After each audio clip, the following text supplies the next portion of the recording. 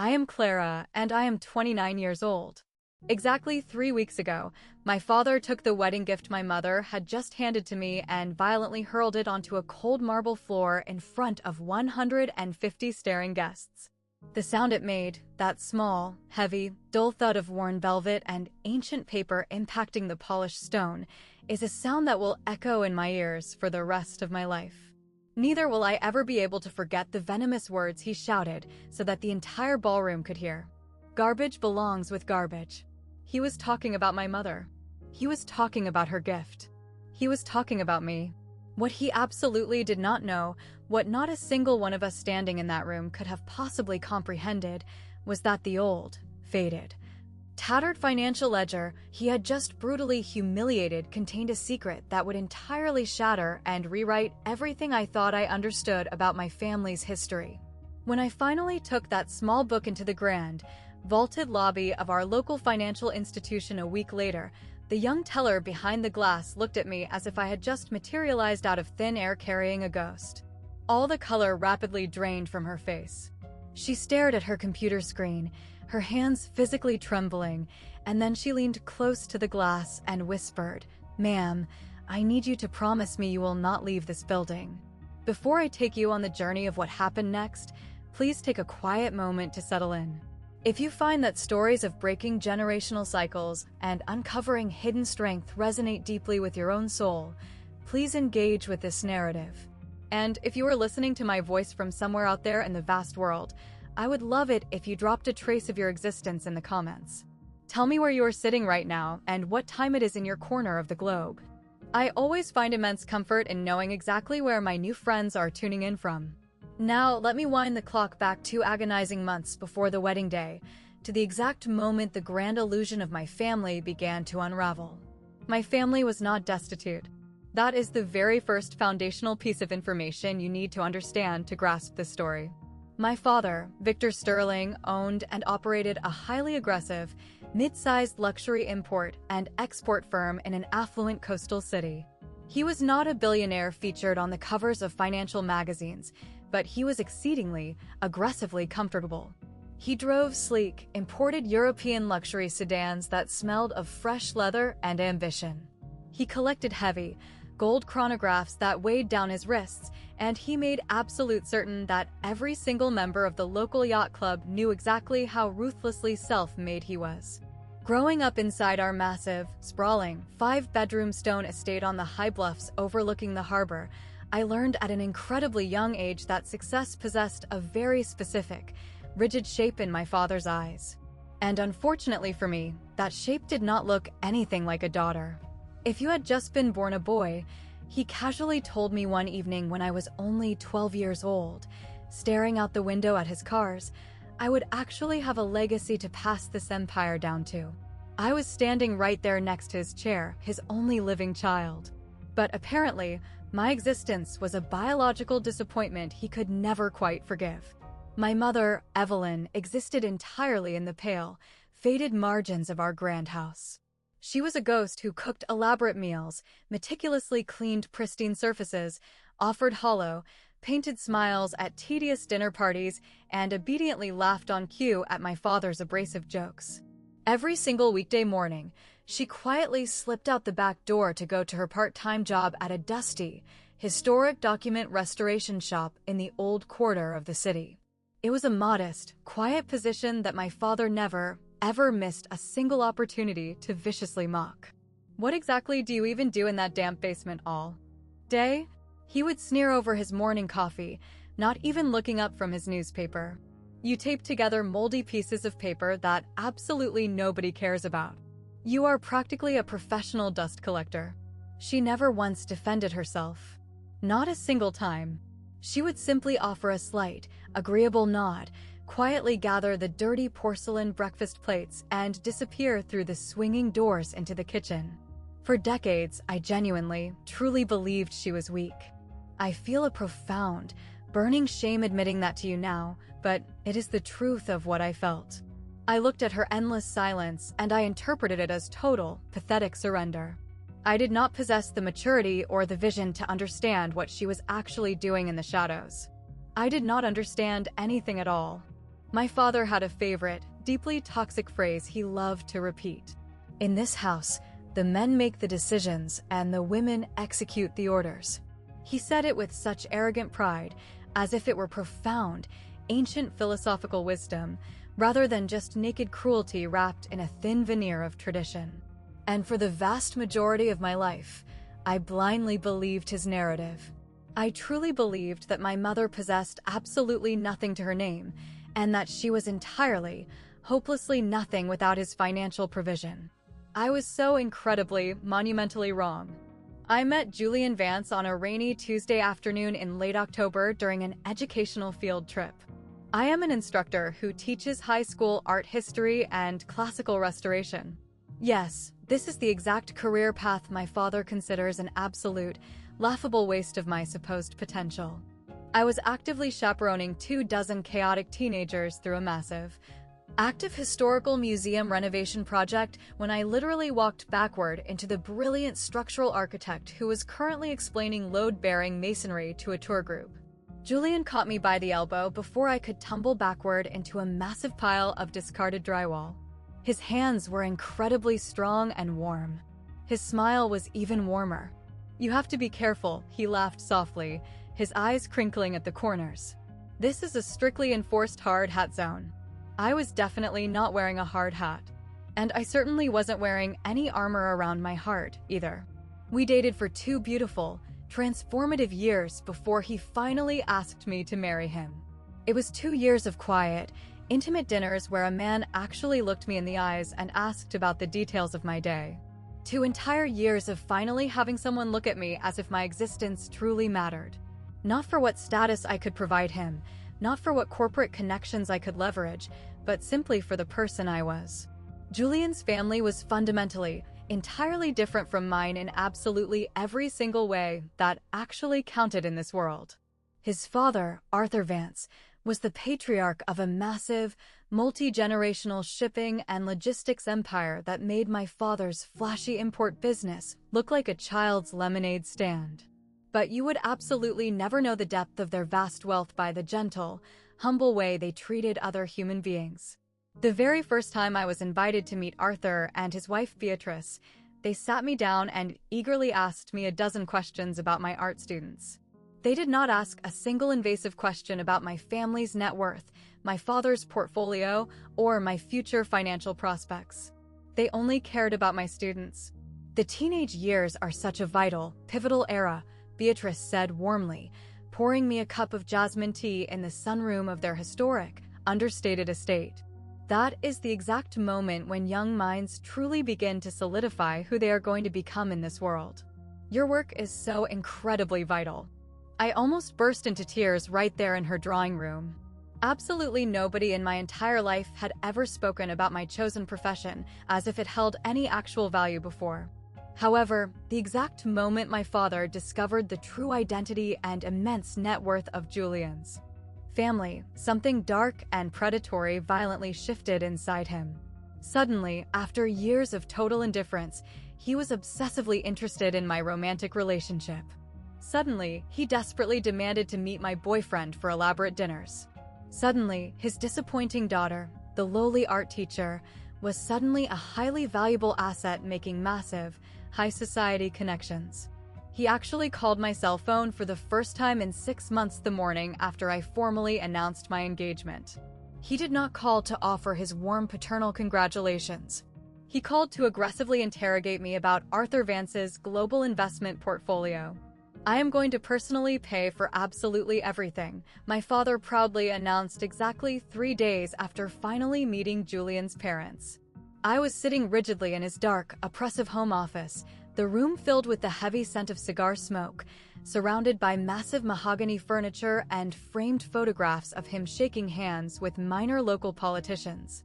He had never once invited me into this specific sanctuary before. The heavy leather of his executive chair creaked loudly as he leaned his weight forward, his dark eyes burning with a manic, calculated intensity one had never seen directed at me. The entire wedding.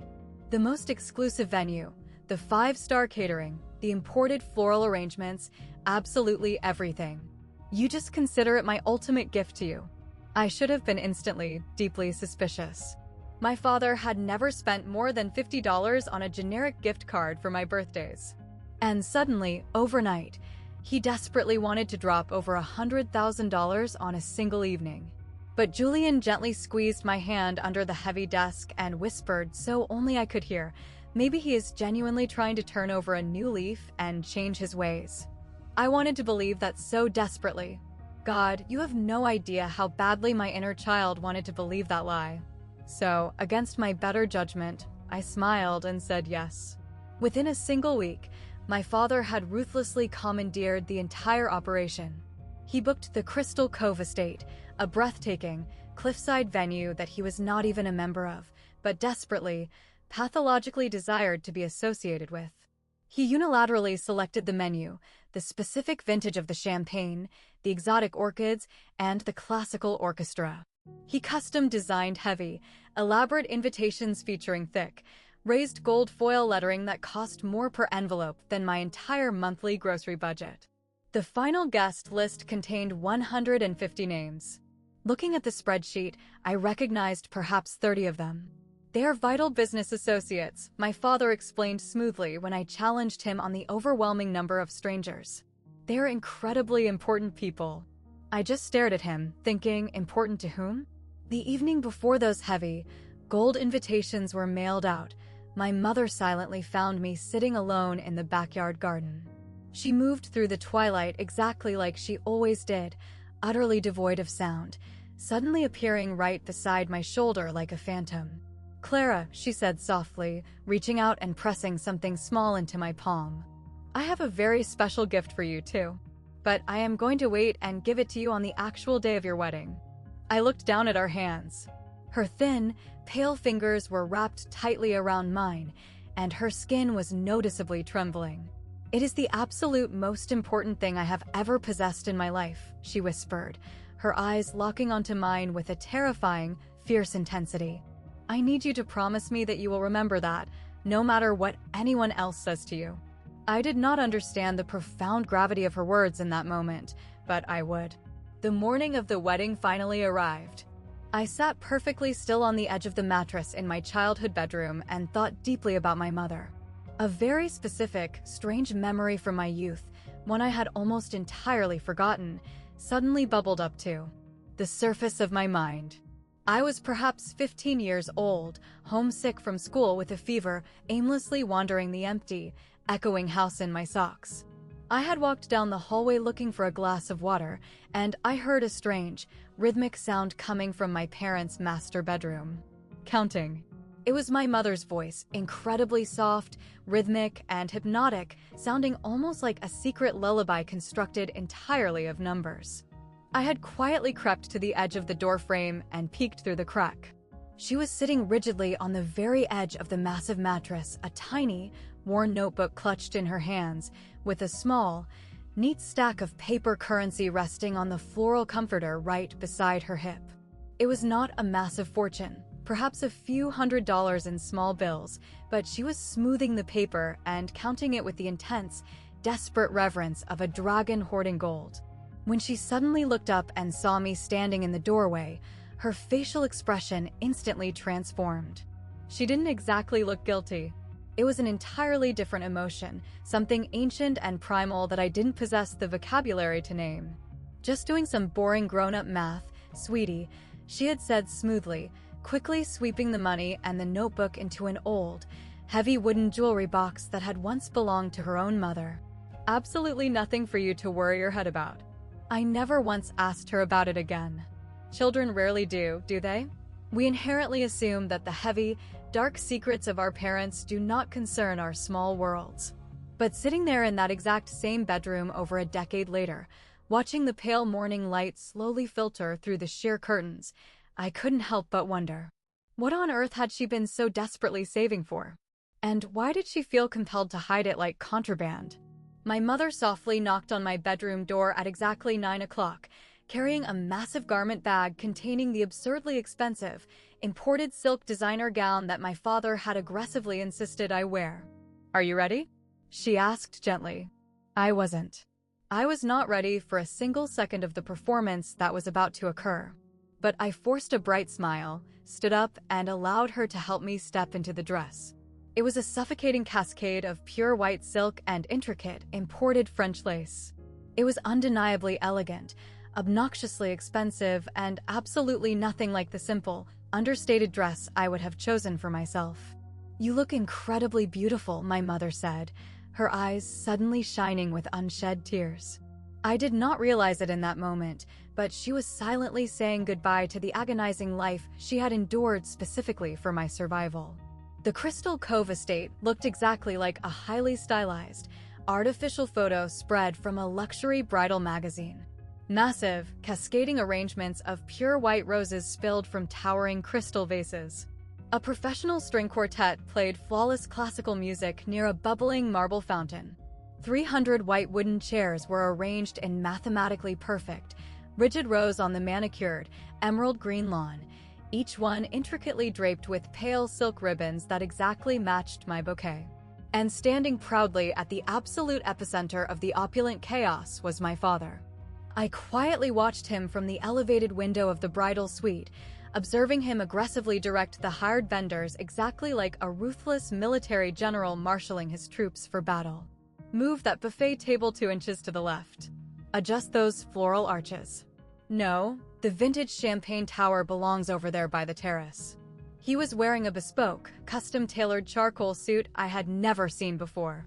Brand new, heavy gold cufflinks glinted aggressively at his wrists in the sunlight.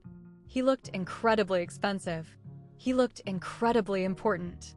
He looked exactly like a hollow man playing the role of a king. "Your father has truly outdone himself today," my maid of honor whispered, peering over my shoulder through the glass. I have honestly never seen him so wildly involved in anything that didn't involve a shipping container. That was certainly one way to describe it. When the Vance family's vehicle finally pulled up the long, winding driveway, it was a perfectly understated, dark, standard luxury sedan. It was absolutely not the flashy, obnoxious arrival my father would have meticulously orchestrated for himself. I watched my father's entire physical demeanor instantly transform. His posture went completely rigid, his chest puffed out, and a massive, predatory smile stretched across his face. He aggressively marched across the pristine lawn with his right hand fully extended before Arthur Vance had even managed to close his car door. "Arthur, Beatrice, welcome to our celebration." "Welcome." My father was utilizing a highly calibrated tone of voice I completely failed to recognize. It was artificially warmer, significantly softer, dripping with sycophantic charm. It was the undeniable voice of a desperate man who violently wanted something from the person he was speaking to. From the absolute corner of my eye, I spotted my mother standing entirely alone near the perimeter of the rose garden. She was wearing a pale, champagne-colored dress that my father had unilaterally selected for her, entirely ignoring her stated preference for a deep navy blue, and her polite smile looked as though it had been painfully painted onto her face. She briefly caught my eye through the window glass. For just a fleeting, imperceptible fraction of a second, an emotion passed through the air between us. Something infinitely sad, incredibly heavy, and deeply knowing.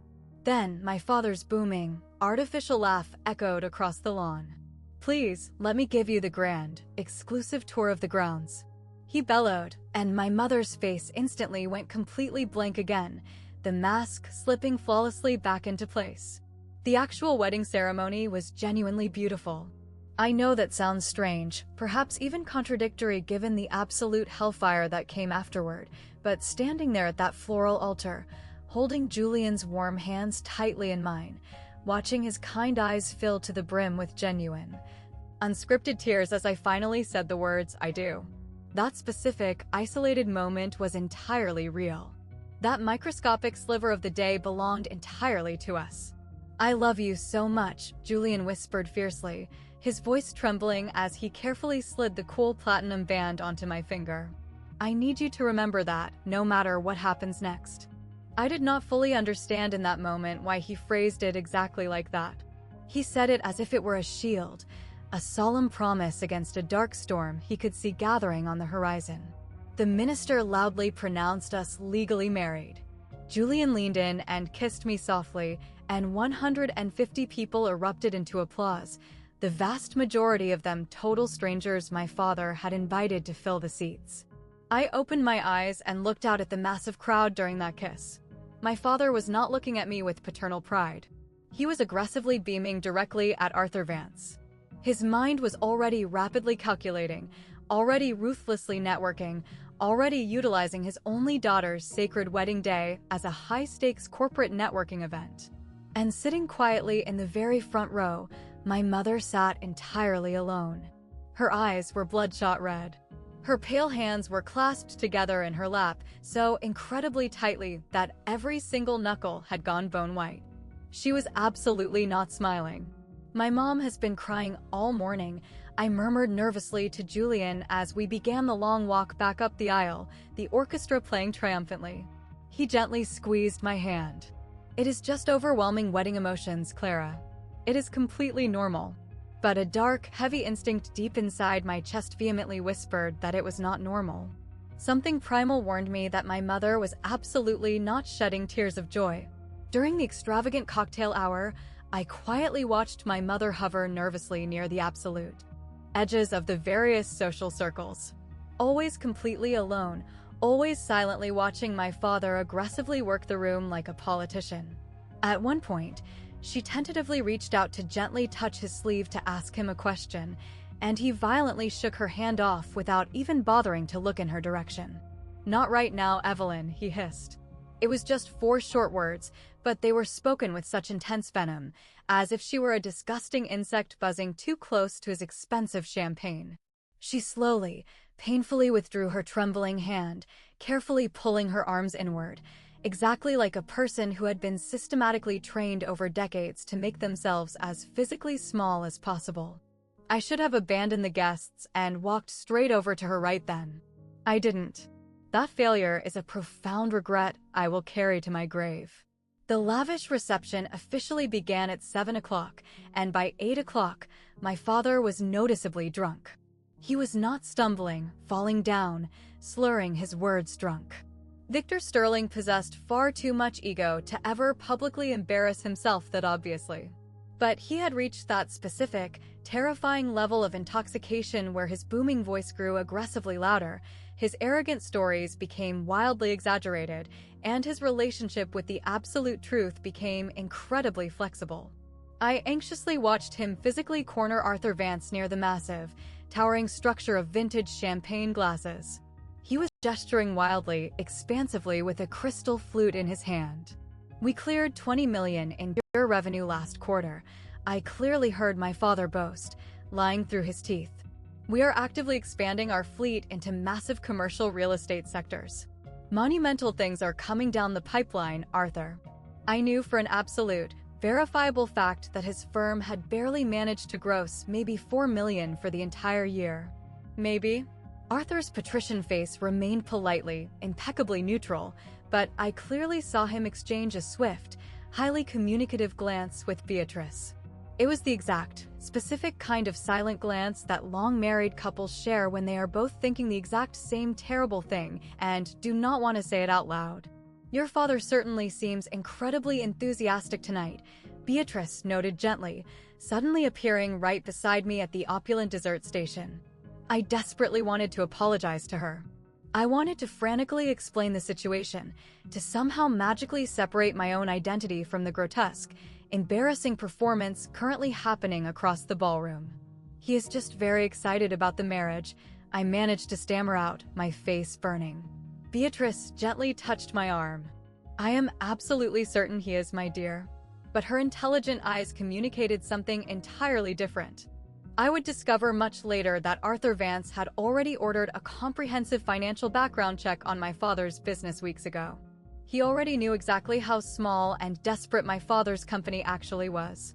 The entire pathetic charade had been completely transparent to them from the very first handshake.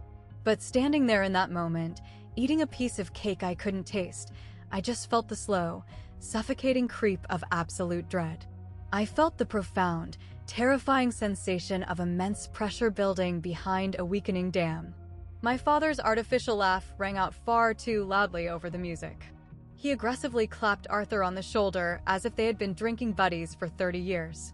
My father was performing his role with such desperate, agonizing intensity that I could literally see a sheen of cold sweat forming on his forehead.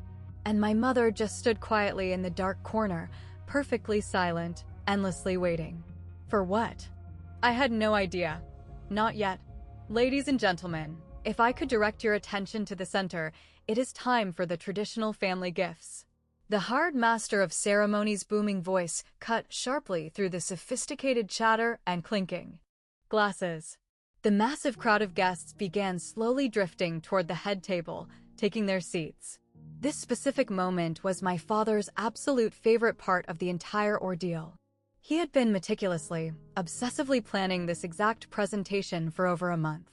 He arrogantly took the stage first, naturally, demanding the spotlight. Julian. Clara, he began, his amplified voice carrying that sickening, artificial warmth I had come to deeply despise. From the Sterling family directly to yours, please accept this check for $75,000 to build your new future together. He dramatically held up a massive, thick envelope constructed of imported Italian leather, aggressively embossed with shiny gold initials. The entire room erupted into polite, impressed applause. I forced myself to smile. It was the exact, hollow, painted smile I had learned by watching my mother for 2 decades. Pleasant. Entirely empty. Socially expected. $75,000. I knew with absolute, terrifying certainty that he had recklessly borrowed that cash against his company's fragile credit line. That $75,000 was not a loving gift to his daughter. It was a desperate, calculated corporate investment aimed directly at purchasing Arthur Vance's good opinion. "Thank you so much, Dad," I said into the microphone, because hitting my mark was the only acceptable response. Arthur Vance stepped up to the stage next. His entire approach was fundamentally, completely different. There was absolutely no loud fanfare. There was no arrogant, theatrical performance. He simply reached into his breast pocket and handed Julian a very small, unassuming pale blue jeweler's box.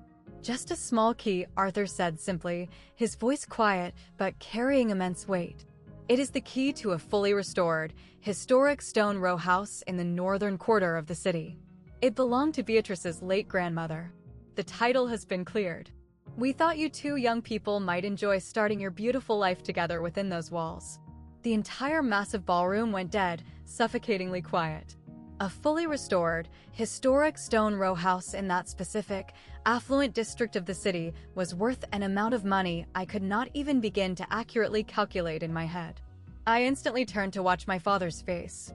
For just a terrifying split second, his carefully constructed mask completely slipped and fell away. I saw the brutal mathematical comparison instantly register in his eyes. I saw his brain calculate that his flashy, borrowed $75,000 check had just been utterly, humiliatingly eclipsed by an asset worth millions. His heavy jaw clenched so tightly the muscle violently twitched. His artificial smile twisted into something dark and ugly. "How incredibly generous of you," my father said into the microphone, his tone just a fraction too sharp, the jealousy practically dripping from his teeth. And then, oblivious to the tension, the master of ceremonies enthusiastically called the final name. "And now, we invite the mother of the bride, Evelyn Sterling, to the floor." My mother slowly rose from her seat at a side table. I instantly noticed she was clutching something very small, something incredibly worn, something that looked ancient in her pale hands.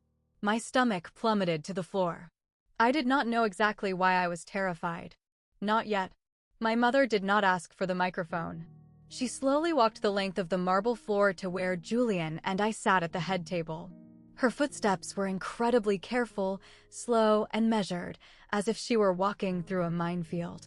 In her trembling hands was a very small, rectangular book. It was perhaps 5 inches by 3 inches, bound in extremely faded, dark velvet that had been worn completely smooth and bare at the corners from decades of friction.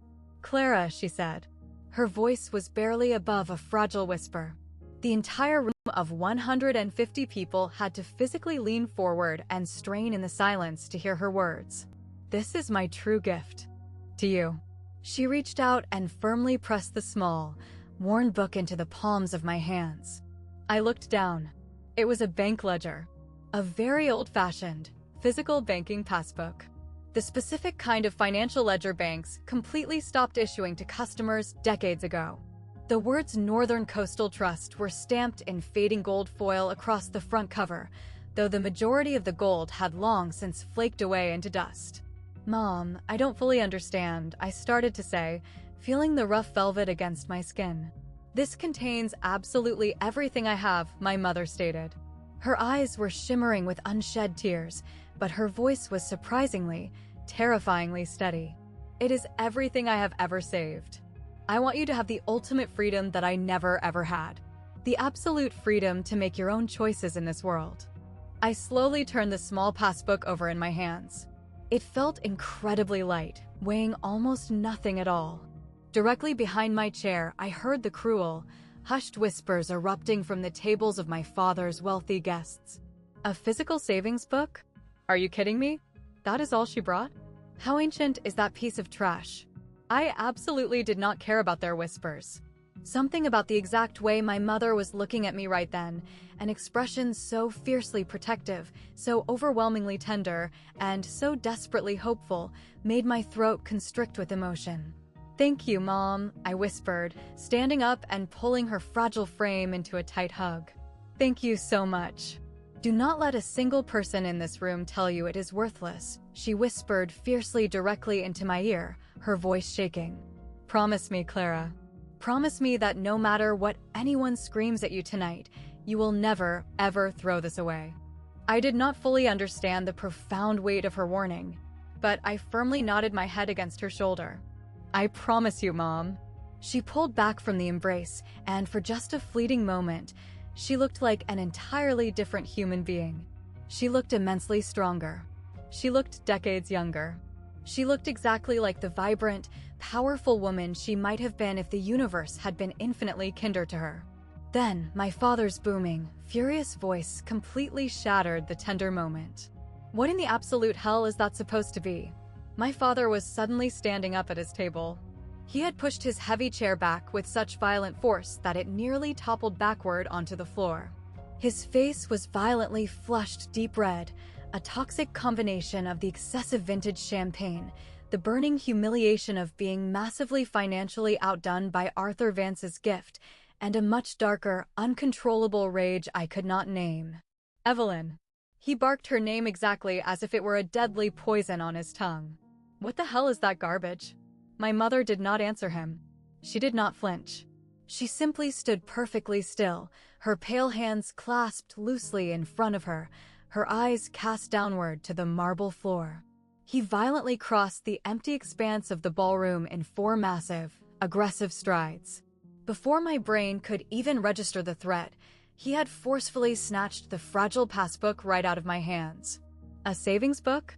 he barked, letting out a loud, echoing laugh.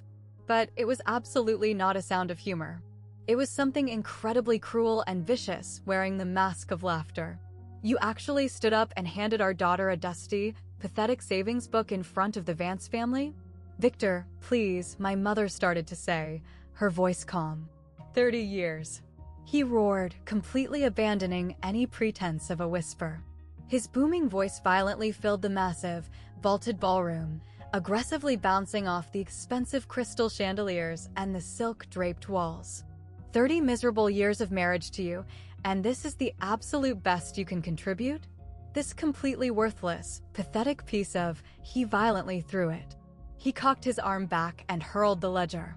The passbook hit the polished marble floor with a sickening sound that echoed exactly like a physical slap across a face.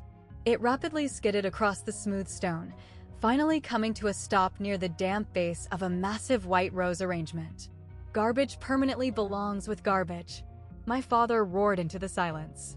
The silence that instantly followed that statement was absolute, total, and horrifying. 150 wealthy guests sat completely frozen in time. Heavy silver forks hovered motionless over expensive porcelain plates. Crystal champagne flutes completely stopped halfway to open lips. Even the professional string quartet had abruptly stopped playing mid-note. I clearly heard Beatrice Vance sharply inhale a breath of pure shock. I heard someone, perhaps Arthur, set their crystal glass down onto a table with a very slow, very careful, incredibly loud click. My mother stood completely motionless in the center of the room. Hot tears were now freely streaming down her pale cheeks. She was utterly silent, utterly accepting, exactly like a beaten animal that had been systematically trained over decades to absorb the punishment. "You have publicly embarrassed me for the absolute last time, Evelyn," my father continued, slowly turning around to face the massive room of guests as if he fully expected them to erupt into a standing ovation for his cruelty. "I sincerely apologize to all of our esteemed guests tonight for my wife's pathetic, unhinged display of poverty. The Sterling family is infinitely better than this." He arrogantly adjusted the lapels of his bespoke charcoal jacket, smoothed his hair back into place, and offered a terrifyingly fake, charming smile directly at Arthur Vance, exactly as if absolutely nothing out of the ordinary had just occurred. And in that terrible, suffocating, endless silence, my mother whispered something so incredibly soft that only my ears could catch it. "I am so sorry, Clara. I am so very sorry." She was apologizing to me. After every single horrific thing that monster had just done to her, she was standing there apologizing to me. Something deep, ancient, and heavy inside my soul completely snapped in half. Julian's large hand suddenly found mine under the tablecloth. His fingers were violently trembling. But it was absolutely not from fear. He was trembling from the sheer, monumental physical effort required to hold his own body back from committing violence. "I am going to," Julian started to growl, shifting his weight to stand. "Do not," my voice came out of my throat significantly steadier and colder than I felt. "Do not give him exactly what he desperately wants." I could physically feel the pure, unadulterated rage radiating off Julian's body like heat from a furnace. His heavy jaw was clenched so incredibly tight I genuinely thought the bones might shatter. His free hand had already curled into a tight, white-knuckled fist resting on the white tablecloth. "Clara, he just publicly, I know." I completely understood what Julian desperately wanted to do in that moment. He wanted to vault over the table, cross that marble floor, and physically throw my father headfirst through the massive, carved ice sculpture. He desperately wanted to violently defend my mother's honor, and my honor, in front of every single person who had just witnessed the absolute ugliest, most traumatic moment of my entire existence. But I had spent my entire life growing up in the shadow of Victor Sterling. I knew exactly how the sick, twisted psychological game was played. If Julian physically struck him, my father would instantly become the ultimate victim. If Julian started screaming, my father would immediately appear calm and reasonable by comparison. Any act of aggression would hand him exactly what he desperately needed, a massive distraction. A way to instantly reframe the entire narrative. Instead of remaining the abusive monster who had just sadistically screamed at his wife over a humble gift, he would instantly become the tragic, aggrieved father-in-law who had been viciously attacked without provocation at his only daughter's wedding. I absolutely refused to hand him that satisfaction. Across the silent ballroom, Arthur Vance was slowly standing up from his table. His patrician face had gone completely, terrifyingly cold. The polite, aristocratic warmth from earlier in the evening had entirely vanished. "Beatrice," Arthur said, his voice echoing quietly in the dead air, "I strongly believe it is time we leave this place." "Yes," his wife agreed immediately, standing up without hesitation. "I completely agree." My father's arrogant smile instantly faltered, panic flooding his eyes. "Arthur, please sit down. This is simply a minor, internal family matter, Mr. Sterling."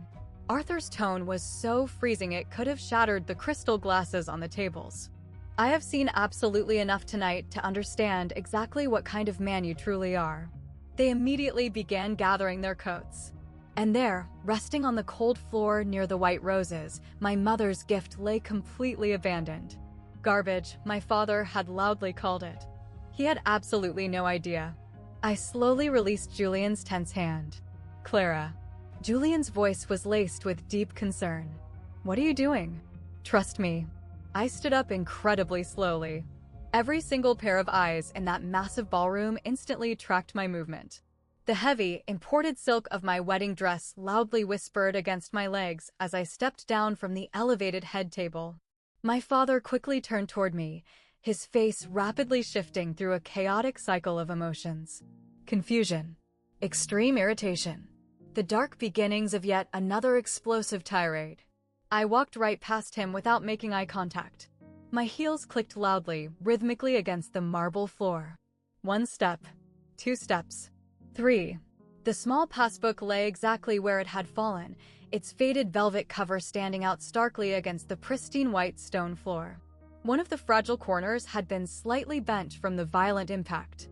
I slowly bent down, gently picked it up, and carefully, meticulously brushed the invisible dust off the cover, treating it exactly as if it were constructed of the most fragile, priceless glass on earth.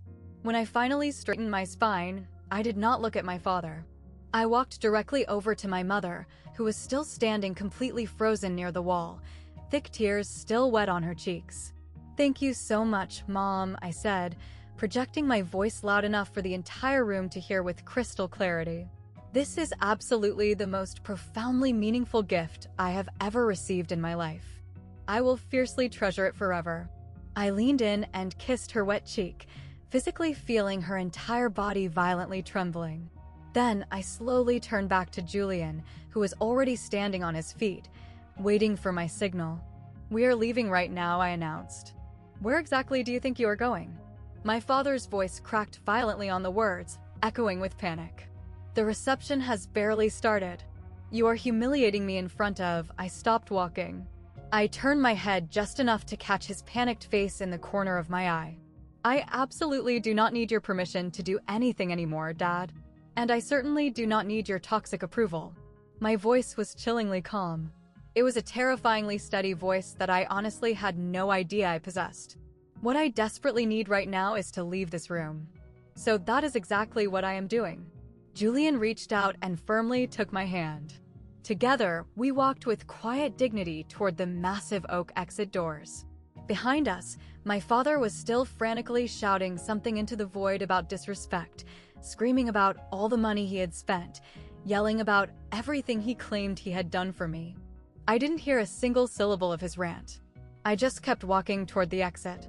The historic stone row house in the northern quarter was incredibly quiet when we arrived. Arthur and Beatrice had secretly given Julian the heavy brass key months ago, but we had originally planned to save the grand reveal for after our honeymoon trip. Instead, the empty, echoing house became our absolute, desperate refuge on our wedding night. Julian ordered cheap takeout food. Neither of us could manage more than a few bites. I sat quietly on the deep window seat, still wearing the massive, heavy silk wedding dress. I honestly hadn't possessed the physical or emotional energy required to change out of it. I just sat there and watched the distant city lights blur and streak through the old glass windows. The small ledger sat quietly on the cushion right beside my leg, its worn velvet cover still feeling warm from the heat of my hands.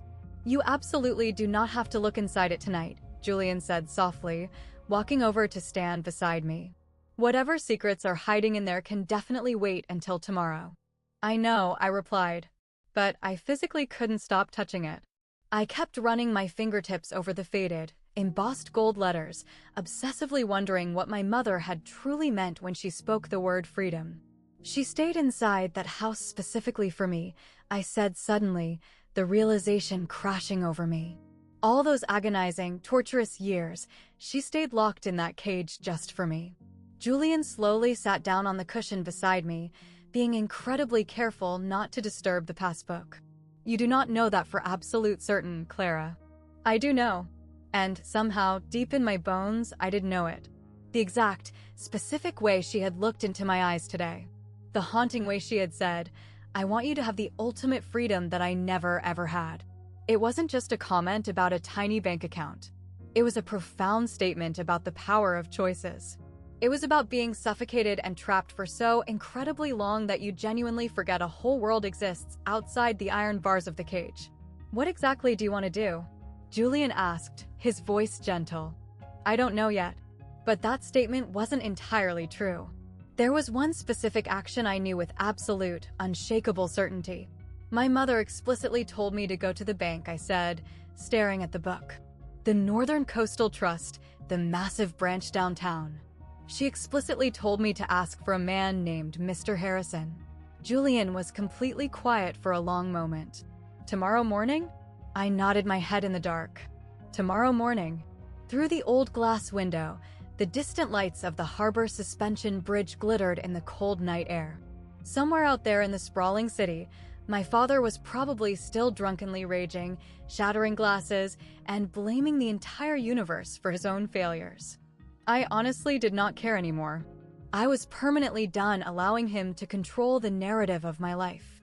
My cell phone started violently buzzing at exactly 6 o'clock the next morning. There were 22 missed calls, every single one of them from the exact same number. The frantic voicemails ranged wildly from explosive fury to pathetic desperation, rapidly cycling back and forth exactly like a broken, skipping record. First audio message: "You utterly humiliated me in front of the entire city. In front of Arthur Vance. You ruined my reputation." Third message: "I am permanently cutting you out of the estate will. You will rot before you see a single penny of my money." Seventh message: "Clara, sweetie. Dad is so sorry." Okay, Dad just had way too much vintage champagne. Please, just call me back. Let's talk about this like adults. 12th message: "You ungrateful, malicious little." I abruptly stopped listening. Julian silently watched me completely block the phone number, his hot coffee slowly growing cold between his hands. He did not make a single attempt to talk me out of the decision. My mother just sent a text message, I said, pulling up the notification on the glowing screen. Her words were incredibly brief. They were careful, precise, exactly like she had agonized over every single syllable. "My dearest Clara, I am so incredibly sorry for the trauma of what happened yesterday. Your father has absolutely no idea what he threw away on that floor. Go immediately to the Northern Coastal Trust, the main downtown branch. Ask specifically for Mr. William Harrison. Show him the velvet passbook. He will explain absolutely everything to you. I love you infinitely more than you will ever know. Mom." I read the short paragraph 3 times in a row. "What do you think the message actually means?" Julian asked quietly. "I genuinely have no idea." I looked down at the passbook resting on the coffee table, its faded, innocent-looking cover appearing completely harmless in the bright morning sunlight. There is a faded account number printed on the inside cover. I can see a few very old, handwritten deposit records. The absolute last entry was recorded in 2003. The final written balance says $847. Julian frowned, analyzing the numbers. "I mean, that is not exactly nothing, but it is certainly not life-changing, runaway money." "No," I agreed. But my mom looked me in the eye and swore it was the most important thing she possessed in the world. I slowly picked up the passbook, feeling its lack of physical weight in my palm. And she explicitly told me to go to the bank. So, that is exactly what I was going to do. Whatever massive, heavy secrets my mother had been burying for decades, I was finally about to unearth them. The main downtown branch of the Northern Coastal Trust looked exactly like it had been standing there since long before the city was even founded. Massive, towering marble columns perfectly framed the grand entrance. Heavy, polished brass fixtures warmly glowed in the morning sunlight. It possessed the exact kind of quiet, understated, generational old money elegance that made my father's flashy, aggressive ambitions look exactly as pathetically desperate as they truly were. Julian firmly held my hand as we walked together through the heavy revolving glass doors. Inside, the cool, conditioned air smelled strongly of expensive leather and old, valuable paper. Tellers dressed in crisp, immaculate uniforms worked quietly behind towering mahogany counters. An armed security guard offered us a polite, respectful nod. "How can I help you today?" A young woman, whose shiny nameplate read Sarah, offered a bright, customer service smile from behind the first window. "I have a very old passbook account I need to look into," I said, slowly sliding the worn velvet booklet across the cool marble counter. "I would like to check the current balance, please." Sarah took the book with a slightly puzzled, amused expression. Physical passbooks were complete relics of a bygone banking era. But she dutifully typed the faded account number into her computer terminal without making a comment. Then, her entire facial expression drastically changed. I have mentally replayed that specific, frozen moment 1,000 times in my memory. The exact way her eyes went incredibly wide in shock. The way her flying fingers completely stopped moving across the keyboard. The way she stared in disbelief at the glowing screen, then slowly looked up at me, then frantically darted her eyes back to the screen. I am so incredibly sorry. Could you please excuse me for just one rapid moment? She did not wait for my answer. She slammed her hand down on a button located under her counter and instantly disappeared through a heavy wooden door marked Employees Only. Julian's hand tightened painfully around mine. What in the hell just happened? He whispered. I honestly do not know, I replied, but my heart was pounding a frantic rhythm against my ribs. Something was either terribly, terribly wrong, or something was very, very right. Through the thick wooden door, I could clearly hear the muffled sound of urgent voices, followed by rapid footsteps. Then, the door swung open again, and an older, distinguished silver-haired man wearing a bespoke three-piece suit rapidly emerged. He looked directly at me with an intense, unreadable expression. Mrs. Vance, he said, his voice grave.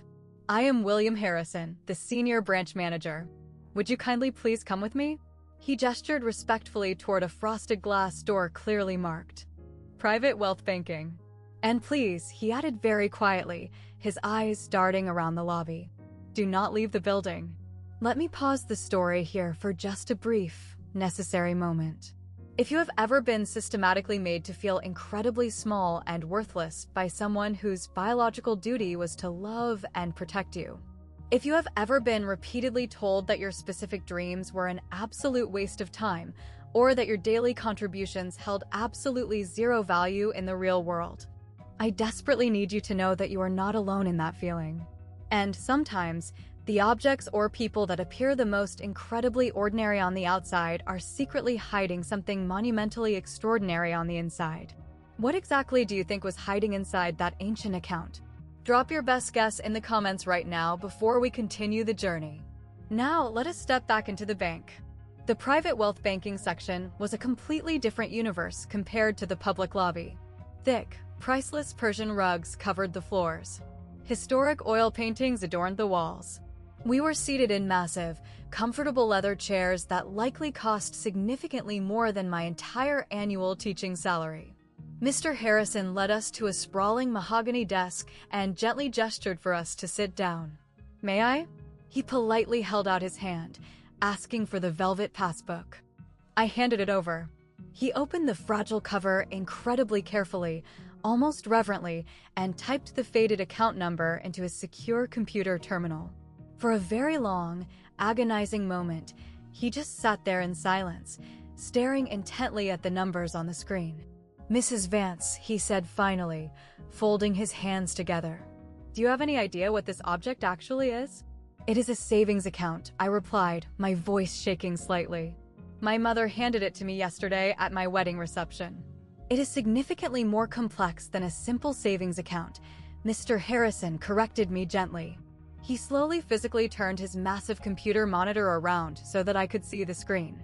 This small passbook is the physical key to a massive, aggressive trust account that was originally established exactly 26 years ago.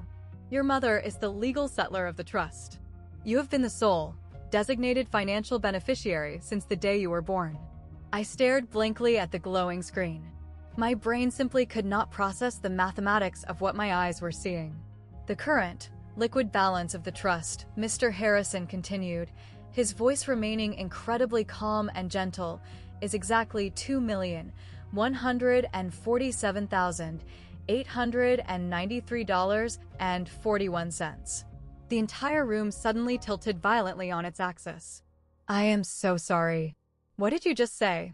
Over $2.1 million, Mrs. Vance, Mr. Harrison stated, resting his hands on the desk. Your mother has been meticulously, aggressively building this specific fund for 26 years. She made small, monthly cash deposits from her employment wages. The capital was subjected to highly careful, aggressive compound investments managed exclusively by our senior wealth team. But the foundation of the trust was an initial, lump sum contribution of exactly $200,000 stemming from an inheritance she quietly received back in 1998. $200,000. I physically could not draw breath into my lungs. My grandmother. My maternal grandmother. She left my mother an inheritance. Yes, that specific inheritance was legally classified as her sole, separate property, completely legally distinct and protected from any shared marital assets. Your mother invested it incredibly wisely and continued to aggressively add capital to it over decades. He paused, a look of profound respect crossing his face. She came into this specific office to personally see me every single year on the exact day of your birthday, without fail. She came to check on the massive account, to adjust the investment portfolios, and to ensure absolutely everything was in perfect legal order for you. I was crying. I honestly had no idea when the tears had started falling. Julian's strong arm was wrapped tightly around my shaking shoulders, but I felt completely numb to the touch. My mother. My quiet, invisible, supposedly useless, overlooked mother. She had been methodically, brilliantly building my absolute financial freedom for 26 long years. And absolutely nobody in the world had known her secret. I do not understand how this is physically possible. I managed to choke out through my heavy tears. My father. He controlled absolutely every single cent in that house. How on earth did she successfully hide this from him for decades? Mr. Harrison's expression was deeply sympathetic, yet maintaining professional caution. I can only provide you with the information I possess, Mrs. Vance. Your mother originally opened this complex account long before I was promoted to branch manager. My predecessor officially established the relationship, but I can tell you that she has been terrifyingly methodical. He reached down and pulled a thick, color-coded legal folder from his desk drawer. The original inheritance from your grandmother was strictly classified as separate property under state law.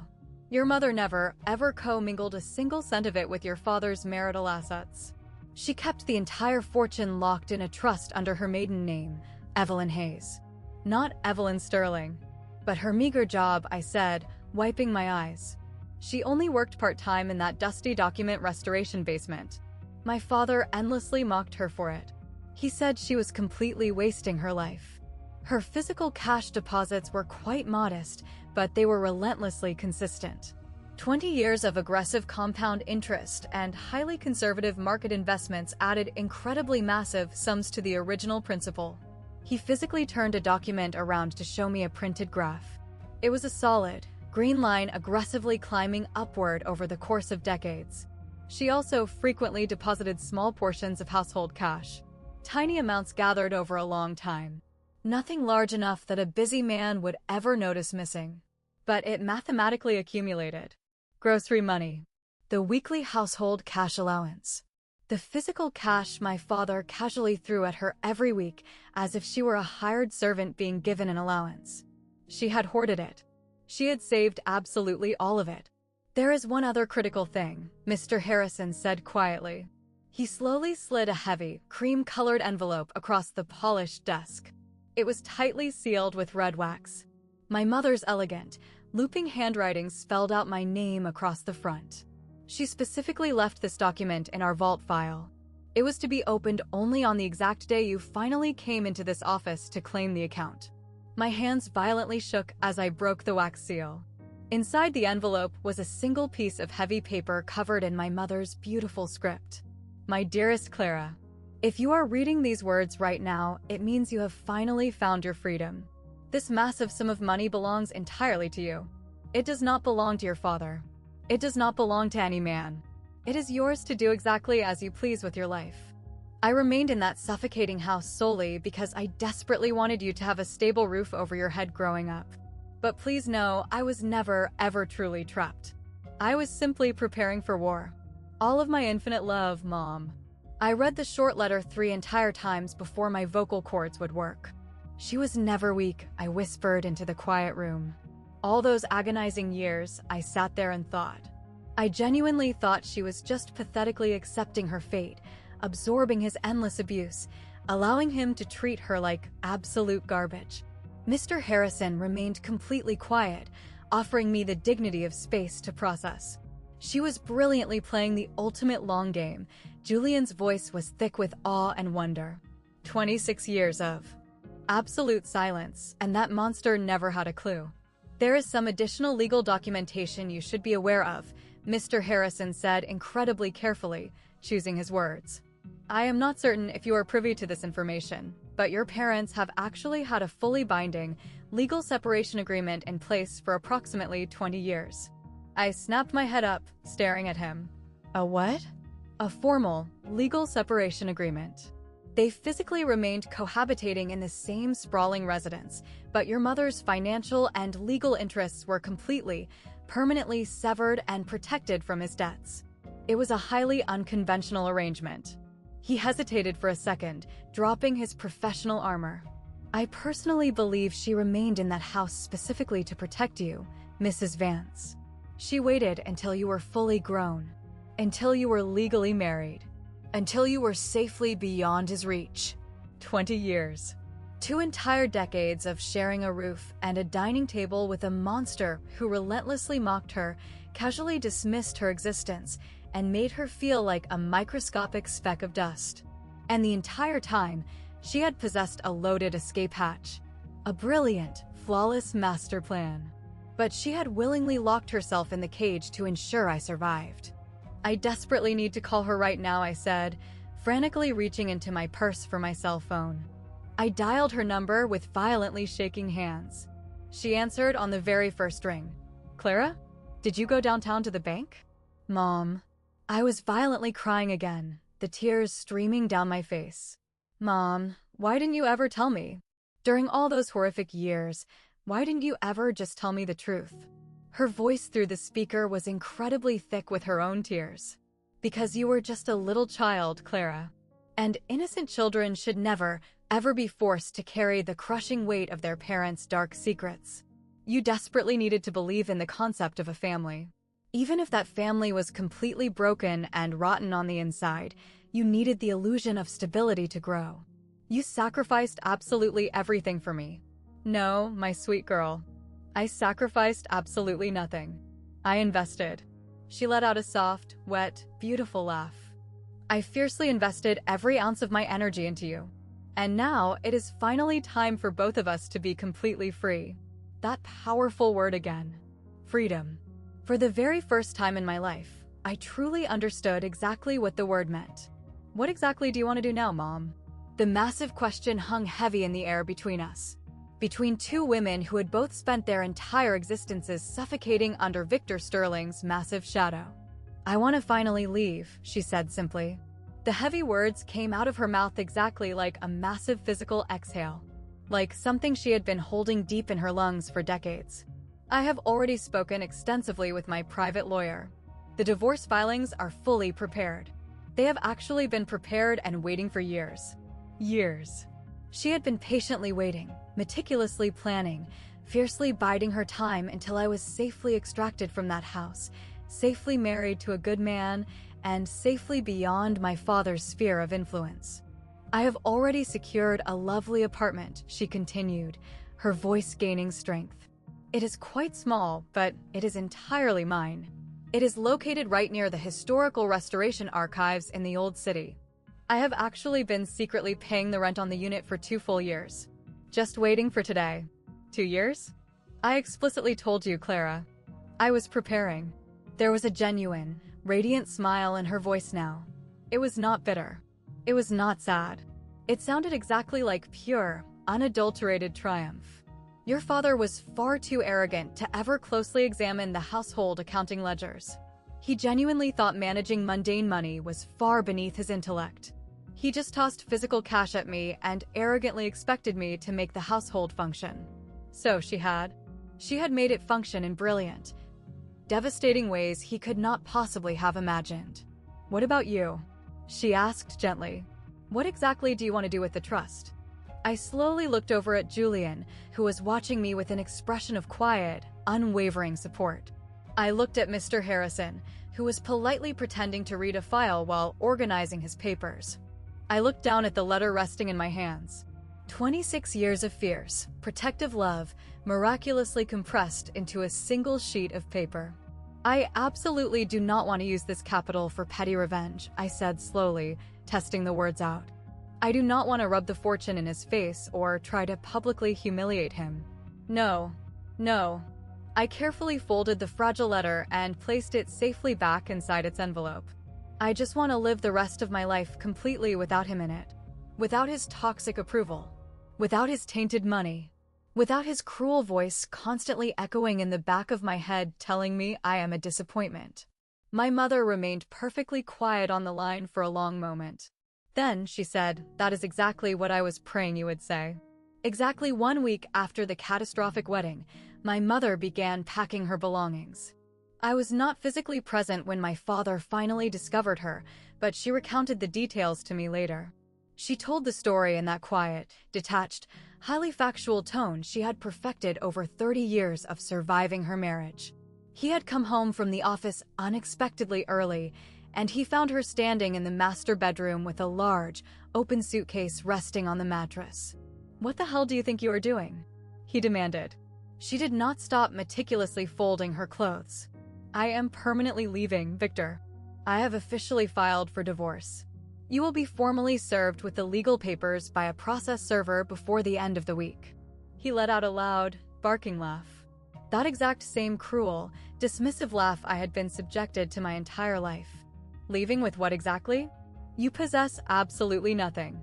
You have never, ever owned a single thing of value in your miserable life.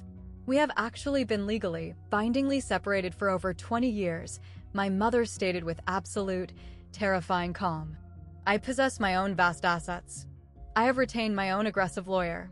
And I possess my own independent future. That is legally impossible. I would have been notified. I would have known. You never once bothered to ask, she replied, closing the heavy suitcase with a final, echoing click. You never once in 30 years asked a single question about anything that did not directly benefit your own ego. So no, Victor, you did not know a thing. His face turned a violent, explosive shade of purple. She told me she had never seen him so uncontrollably furious, and that for the very first time in 3 decades, she was absolutely not terrified of his rage. You will come crawling back to this house on your hands and knees. He viciously spat at her. You do not have a single red penny to your name. You will be starving and homeless in less than a month. My mother calmly picked up her suitcase and walked to the bedroom door frame. Goodbye, Victor, she said, not looking back. I sincerely hope you eventually find whatever hollow validation you have been desperately seeking in the admiration of strangers. Because you certainly will never find it inside your family again. She walked out the door. He was left standing completely alone in that massive, echoing bedroom, entirely surrounded by the exorbitant, expensive furniture he had purchased specifically to impress people who didn't care about him. He realized, perhaps for the very first time in his miserable life, that he was utterly, completely alone. Not because he had been tragically abandoned, but because he had systematically, ruthlessly driven every single person away. My cell phone rang at exactly 9 o'clock that evening. I had deliberately unblocked my father's phone number.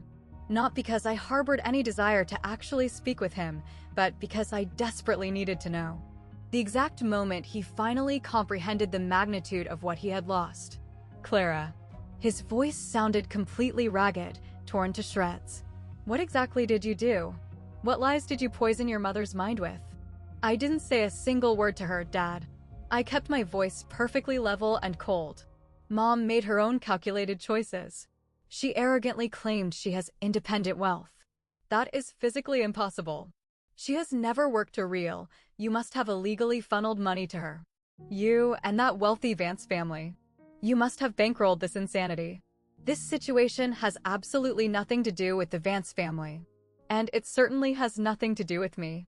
I took a deep, fortifying breath. Mom has been meticulously preparing for this exit for 20 years. You just never noticed her actions because you never actually looked at her. Not truly. A heavy, suffocating silence fell over the cellular line. She cannot legally do this to me, he finally said, his voice dropping into a pathetic whine. I need you to go talk to her.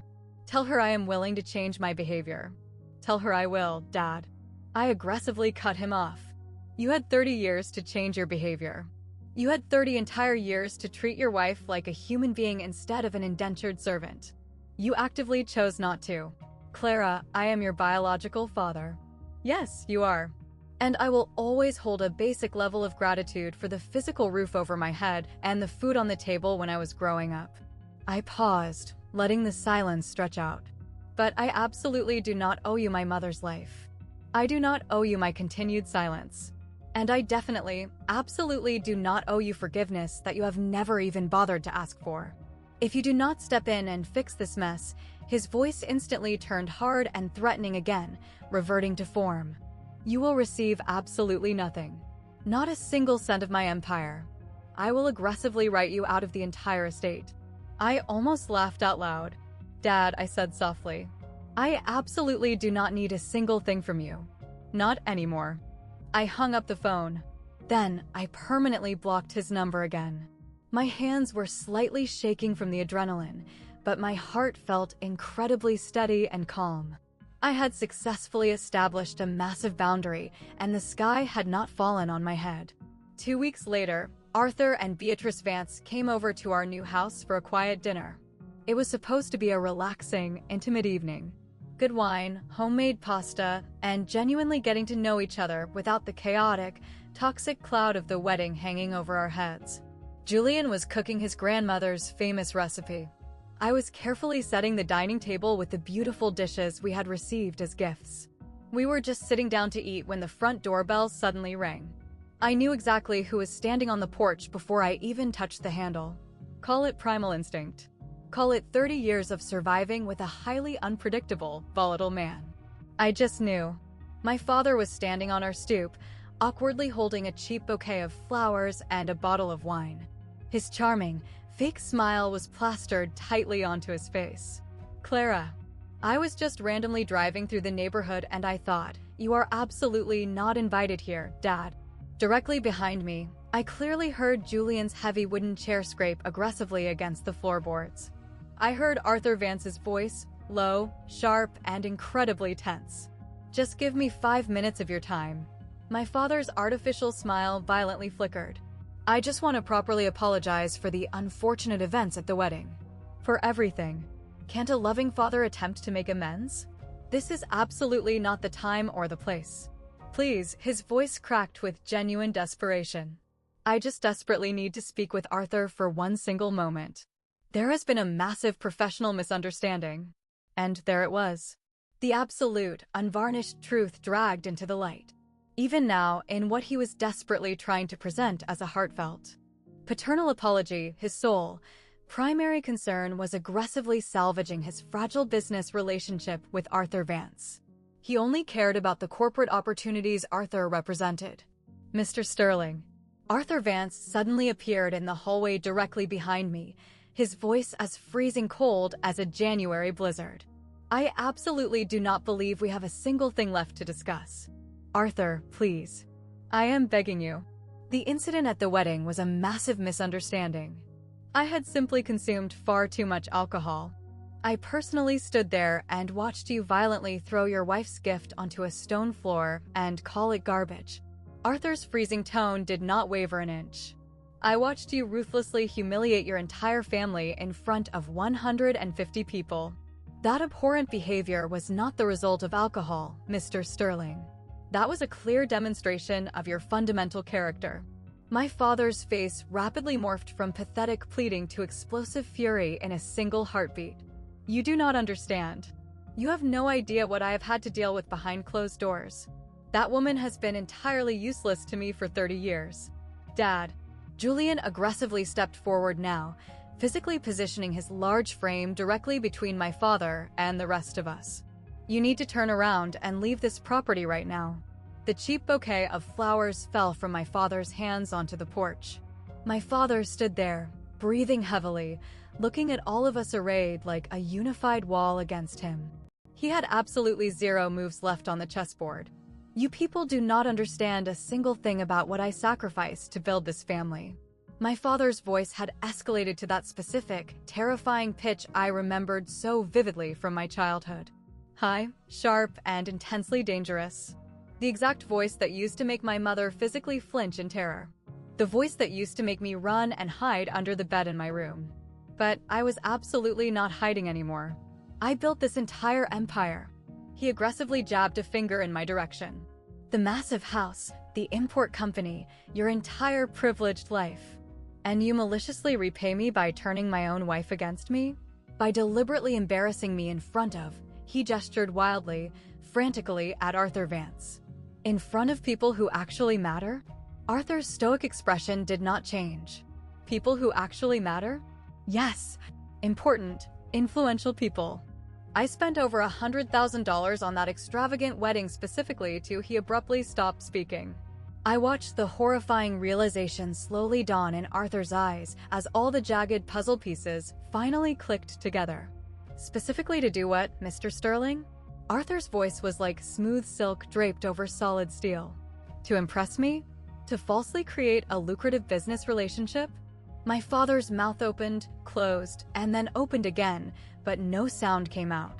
You spent over $100,000 of aggressively borrowed money, Arthur continued, his voice dropping to a lethal whisper. To put on a pathetic, theatrical show.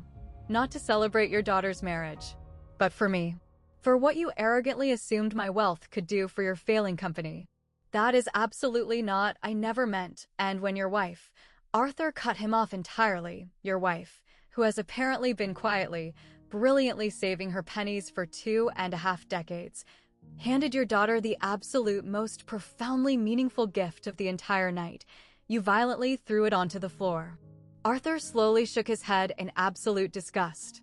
Simply because her humble gift did not fit into your grandiose corporate performance.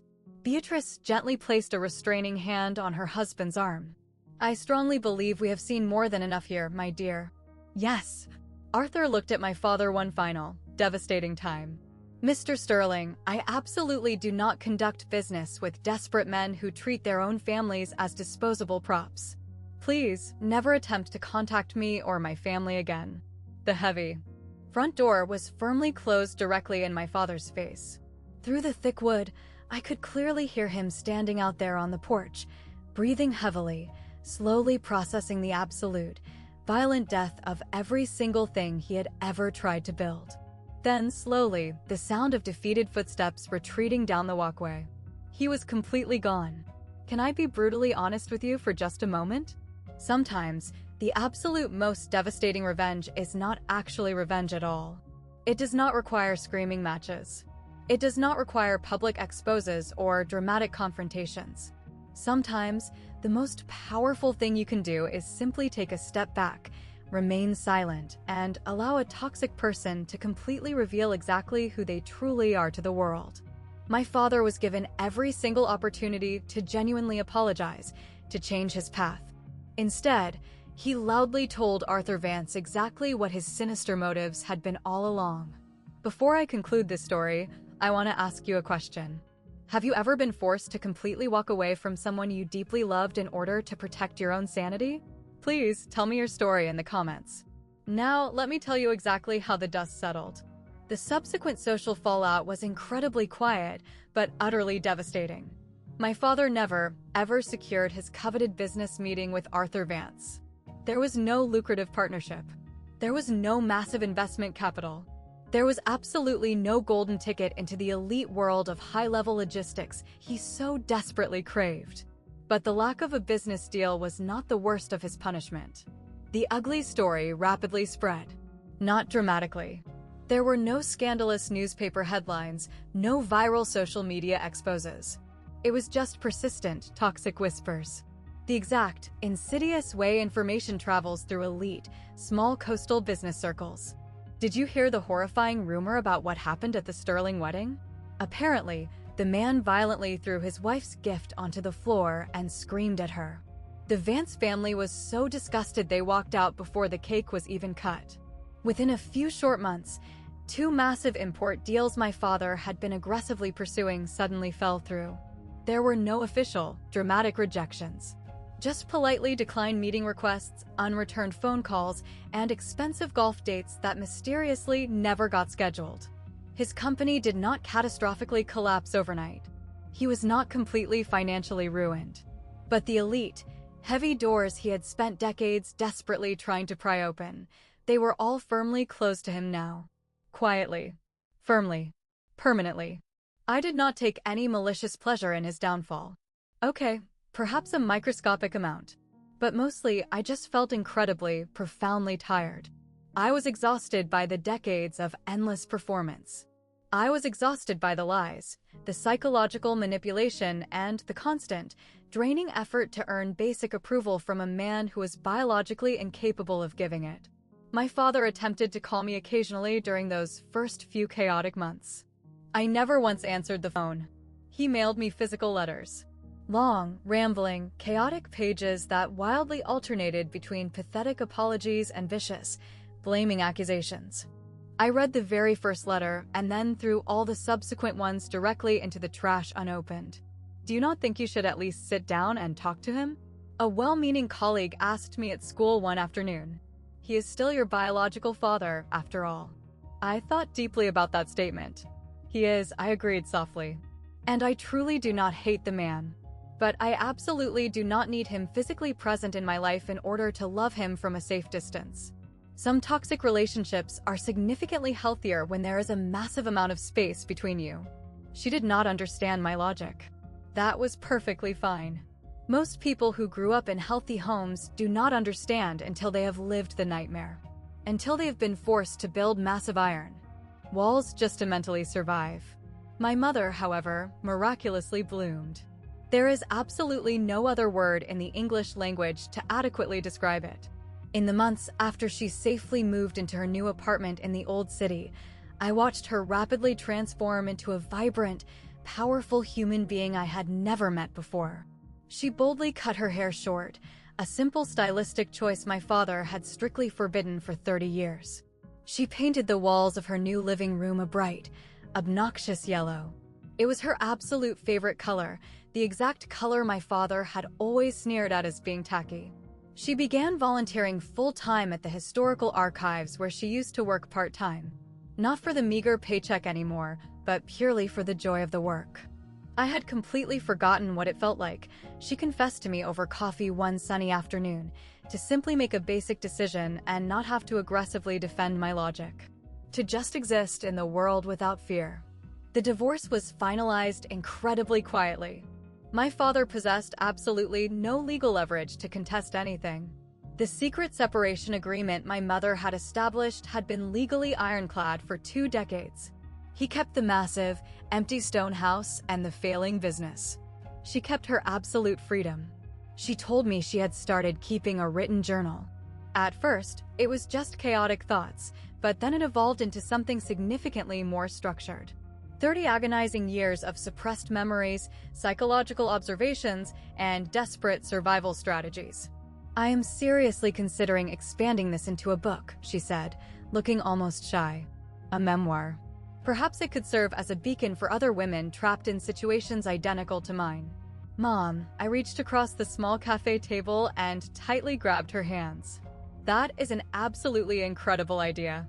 I do not know if anyone in the world would actually want to read it.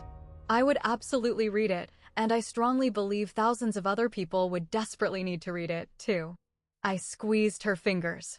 You possess a story that is profoundly worth telling. She smiled. A genuine, radiant, beautiful smile. Not the hollow, painted-on version I had grown up watching in that dark house. Do you want to know what I finally realized? She said softly. All those horrific years, I genuinely believed I was incredibly weak for staying in that house. For not violently fighting back against him. But I wasn't staying because I was weak, Clara. I was staying because I was secretly building an empire. A safe future for you. And now, she gestured grandly around at her small, sunlit apartment. Now I finally get to build a beautiful empire for myself. It was the absolute bravest, most profound thing I had ever heard another human being say. People frequently ask me what exactly I plan to do with the massive fortune. Over $2 million. Life-altering, paradigm-shifting money. Quit your job and disappear to an island money. Buy a sprawling mansion and never lift a finger again money. I kept teaching. I know it probably sounds absolutely insane to most people, but here is the fundamental truth. I did not become an educator because I lacked the ambition to do anything else. I became a teacher because I am deeply, passionately in love with it. Because every single day, I have the profound privilege of watching young minds discover that they are capable of infinitely more than society told them they were. How on earth could a pile of cash ever replace that feeling? But I did utilize the capital carefully and incredibly meaningfully. I actively collaborated with a senior financial advisor to formally establish a massive educational scholarship foundation, the Margaret Hayes Educational Trust. I named it directly in honor of my grandmother, whose original inheritance had secretly planted the seed for everything. Every single year, the trust will fully finance the university tuition for 5 brilliant students from low-income families who wish to study art and history. Why not name the foundation after yourself? Julian asked curiously when I showed him the final legal paperwork. Because this is absolutely not about my ego, I said, signing the final document with a flourish. It is entirely about honoring and continuing exactly what my mother started. Using absolute silence, infinite patience, and small, steady, invisible actions to profoundly change people's lives. We purchased a beautiful house on the coast. Not in my father's elite, pretentious neighborhood, but in a quiet, vibrant community where the public schools were fantastic and the neighbors actually waved hello when you checked the mail. It has 3 modest bedrooms, a sprawling backyard, and a kitchen massive enough to host chaotic Sunday dinners. And I recently began teaching a brand new, specialized unit to my students, the fundamentals of financial literacy. I teach them exactly how to save, how to meticulously plan, and how incredibly small actions, when repeated consistently over time, can quietly build something monumental. They are currently too young to fully comprehend the gravity of the lesson.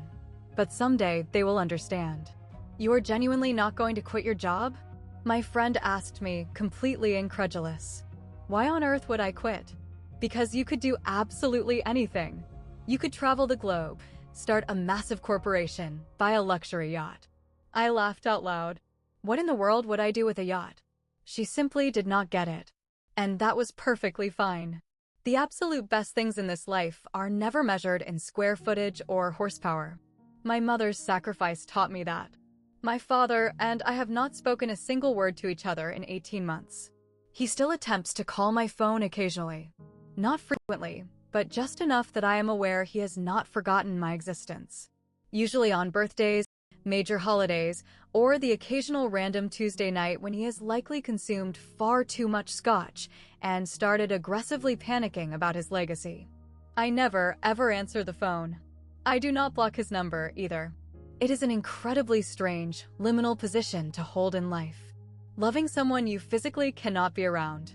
Understanding their deep trauma while absolutely refusing to accept their toxic behavior. Actively mourning a relationship that was never what you desperately needed it to be. Do you think you will ever truly forgive him? Julian asked me quietly one evening. I had to think very deeply about that. True forgiveness is a lifelong process, I finally said.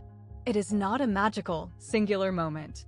I am actively working every single day on letting go of the burning anger, the deep hurt, and the decades of feeling like my existence wasn't enough. I paused, looking out the window. But extending forgiveness absolutely does not mean unlocking the door and letting a dangerous person back into your life so they can inevitably hurt you again. Those are 2 completely, fundamentally different concepts. So you will not ever see him again? Perhaps someday in the distant future. For a funeral, a severe hospital visit, something monumental that requires blood family to physically show up regardless of the horrific history. I shrugged my shoulders. But Thanksgiving dinners? Joyful birthday parties? Introducing him to his future grandchildren? I gently touched my stomach. I am far too early to be showing, but we just found out the wonderful news last week. Not until he can undeniably demonstrate profound, real, psychological change. And not just superficial change for a week or a month. Genuine change that permanently sticks. Some people I know think I am being entirely too harsh. Others think I am not being nearly harsh enough. Here is the ultimate lesson I have learned. You absolutely cannot make everyone in the world happy. You can only make the difficult choices that you can peacefully live with in the dark. And I could peacefully live with massive distance. I could live with ironclad boundaries. I could live with loving my deeply broken father from afar while fiercely protecting myself and my new family from his chaos. It was certainly not a perfect fairy tale ending, but it was honest. And sometimes, honest is the absolute best outcome you can hope for. 3 beautiful years later, I am sitting at the island in my sunlit kitchen, watching my young daughter aggressively tackle a plate of scrambled eggs. Her name is Margaret. We call her Maggie for short. She possesses Julian's kind eyes, my mother's incredibly stubborn chin, and a booming, joyful laugh that instantly fills every corner of the room she is in. My mother is currently sitting here, too, patiently helping Maggie navigate the complex structural engineering required to get the eggs onto a plastic fork. She is 60 years old now, proudly silver-haired, and radiating a profound, serene peace I never once witnessed when I was growing up. She successfully published her memoir late last year. It did not instantly hit the massive bestseller lists, but she has received dozens of handwritten letters from women across the country who vividly recognized their own silent suffering in her powerful words. Completely worth it, she told me, clutching one of those tear-stained letters to her chest. Even if my story only managed to help one single woman escape the dark, the pain was entirely worth it. Julian is humming a soft tune while brewing coffee in the corner. He has successfully expanded his architectural practice to include massive pro bono projects for underprivileged community centers. Giving back, he calls it. Actively paying forward the incredible luck and privilege we have experienced. The Margaret Hayes Educational Trust has officially financed the college tuition for 43 brilliant students so far. Just last year, one of the graduating students mailed me a thank you note that made me break down and cry. "You fiercely believed in my potential when I didn't even believe in myself," she wrote. "You didn't even know my name, and you completely changed the trajectory of my life." I had that beautiful letter custom framed. It proudly hangs on the wall in my classroom. Through my kitchen window, I can see the beautiful coastal afternoon. The autumn leaves are turning brilliant shades of gold, and the warm sunlight is perfectly slanting through the oak trees. It is the exact kind of flawless weather day that used to trigger massive anxiety in me, because perfect weather meant my father would aggressively demand to entertain guests, and entertaining meant agonizing performance, and performance meant total emotional exhaustion. Now, perfect weather simply means perfect weather. "Mama," Maggie says loudly, proudly holding up her loaded plastic fork like a trophy. "I did it." "You certainly did, baby. I am so incredibly proud of you." My mother catches my eye from across the table. She is beaming. We both are. I keep the small, faded velvet passbook in a beautiful shadow box frame now. It proudly hangs in our living room, right next to the large window, where the afternoon sunlight catches the worn, faded cover. Visitors occasionally notice it and ask questions. "Is that an old savings book?" And I always tell them the abbreviated version of the story. "It was my mother's special wedding gift," I say warmly. "It is the absolute most valuable object she ever gave me."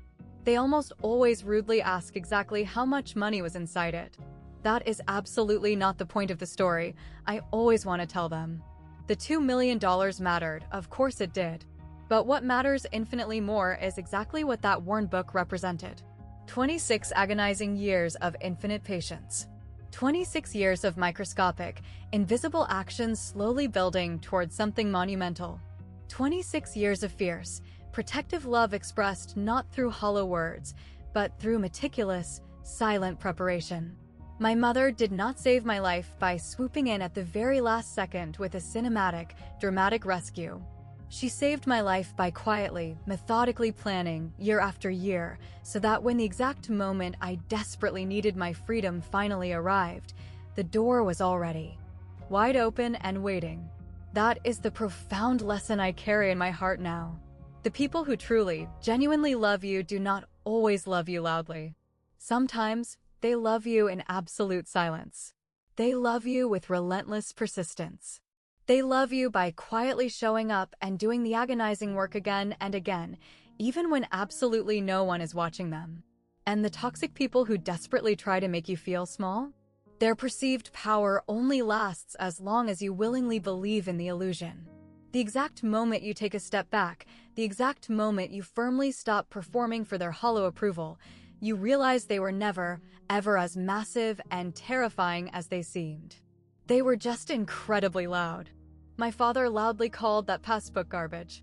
He violently threw it onto the floor in front of every single person who mattered to his fragile ego. He was completely, catastrophically wrong. The garbage was not the passbook. The garbage was the toxic, broken idea that genuine love could be measured in flashy performances, in superficial impressions, in how much you could force other people to admire your wealth. Real, enduring love looks exactly like my mother's worn savings book. It is faded, it is easy to overlook, and it is worth infinitely more than absolutely everything my father ever attempted to buy. If you are currently trapped in a situation where someone actively makes you feel incredibly small, please know in your heart that you are not. You are simply surrounded by broken people who have not yet evolved enough to see your brilliant light.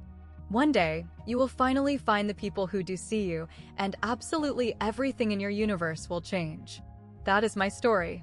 Thank you so much for staying with me until the very end. Thank you for listening. Thank you for simply being here. If this narrative resonated deeply with your soul, if you have ever had to make the agonizing choice to walk away from someone you loved in order to save your own life, I would be honored to hear your story. Please drop a comment below. I read every single one of them. And if you desperately want to hear more stories exactly like this, stories about quiet strength, unexpected karmic justice, and the monumental power of patience, please subscribe to the channel and hit the notification bell so you never miss the next chapter. The link to more empowering stories is located in the description box below. Until we meet again, please take incredibly good care of yourself. You are absolutely worth it.